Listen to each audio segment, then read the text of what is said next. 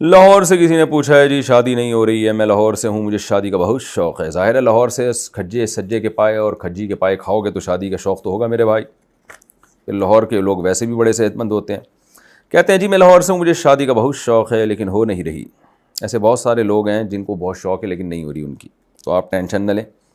کہہ رہے ہیں الٹا ڈپریشن کی طرف جا رہا ہوں، بہت مشکل سے 1 سال پہلے منگنی ہوئی تھی، گھر والوں کو کہہ کے تھک گیا ہوں، مجھے کوئی حل بتا دیں تاکہ میں میڈیسن کی طرف جانے سے رک جاؤں۔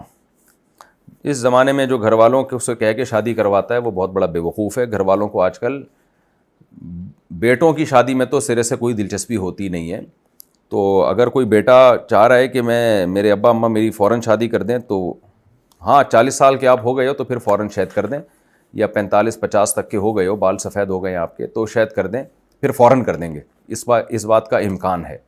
لیکن اگر آپ ابھی ینگ ہو، 20-25 سال کے ہو یا 18 سال کے ہو تو پھر ماں باپ نہیں کرتے، پھر اس کا طریقہ یہی ہے کہ آپ خود کر لیں، فری لانسنگ کے ذریعے کمائیں یا کسی اور طریقے سے ٹیوشن بچوں کو پڑھائیں، کسی بھی طریقے سے کمانا شروع کر دیں اور کوئی غریب لڑکی آپ کو مل جائے آپ شادی کر لیں۔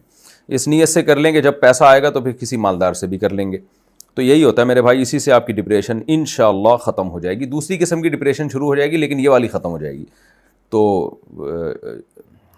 وہ والی ڈپریشن آسان ہے، اس کے لیے میڈیسن نہیں کھانی پڑتی۔ اچھا بھائی، یعنی اللہ نہ کرے تو ہو جائے دوسری قسم کی ڈپریشن، ایک مثال دے رہا ہوں کہ بعض دفعہ ایسا ہوتا ہے لیکن انشاءاللہ آپ کے ساتھ نہیں ہوگا، آپ اچھے جذبے سے شادی کریں۔ خون آلودہ ہاتھ دیوار پر چھاپنا۔ پاکستان سے کسی نے پوچھا ہے جی یہ پاکستان سے کیا مطلب، شہر بتانا چاہیے، آپ لوگ نہ نام بتاتے ہیں نہ شہر بتاتے ہیں۔ کوئی پرسنل سوال ہو تو چلو آدمی اپنا نام چھپائے نا، نارملی اپنا نام کیوں چھپا رہے ہو بھائی؟ میرا سوال یہ ہے کہ قربانی کرتے ہوئے یعنی جانور کے گلے پر چھری پھیرتے ہوئے جو خون ہاتھ پر لگے، کیا اس خون سے بھرے ہوئے ہاتھ کو گھر کی دیواروں پر چھاپنے سے گھر سے شیطان دور رہتے ہیں؟ بالکل غلط بات ہے، بلکہ شیطان اور قریب آئیں گے، اس لیے کہ گندگی اور ناپاکی کو دیکھ کے شیطان آتے ہیں۔ تو خون ایک ناپاک چیز ہے، حرام چیز ہے، گھروں میں اس کے ٹھپے لگانا ایک جاہلانہ اور بالکل ہی ایک مشرکانہ قسم کی رسم ہے، تو ایسی چیزوں سے شیطان آتے ہیں، جاتے نہیں ہیں۔ والدہ کی بد دعا کا خوف۔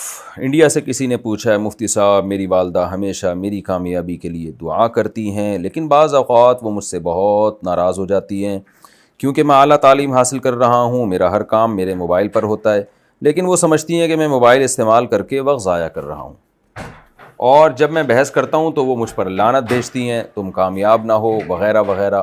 کیا ایسی دعا قبول ہوگی؟ یعنی بد دعا قبول ہوتی ہے کیونکہ میں اس کی وجہ سے بہت افسردہ ہوں۔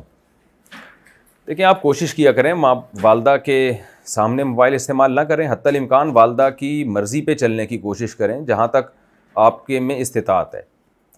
تو اس کے باوجود بھی والدہ بد دعا دیتی ہیں تو یہ غلط ہے، والدہ کو ایسا نہیں کرنا چاہیے، اور آپ اللہ سے دعا کیا کریں کہ اللہ والدہ کی بد دعا سے کے اثر سے مجھے بچا، کیونکہ ماں باپ کی بد دعائیں بھی بہت لگنے کا زیادہ امکان ہوتا ہے اور دعائیں لگنے کا امکان بھی زیادہ ہوتا ہے، تو احتیاط کریں اس میں۔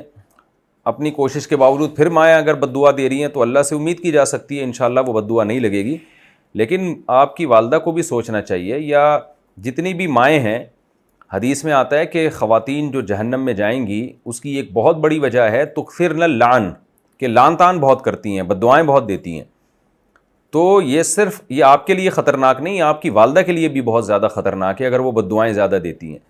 ہر بچہ جس کی ماں بد دعا دیتی ہے نا بات بات پہ، تو یہ ماں کے لیے بھی آخرت میں نقصان کا سبب بن سکتی ہے یہ چیز۔ اللہ تعالیٰ پکڑیں گے کہ تم کیوں اولاد کو بد دعائیں دے رہے تھے، اور کیا اس نے ایسا کیا کر لیا تھا کہ جس کی وجہ سے تم اپنے جگر کے ٹکڑوں کو جو ہے وہ بد دعائیں دے دے کے ان کو جہنم میں ڈالنے کی کوشش کر رہی تھی۔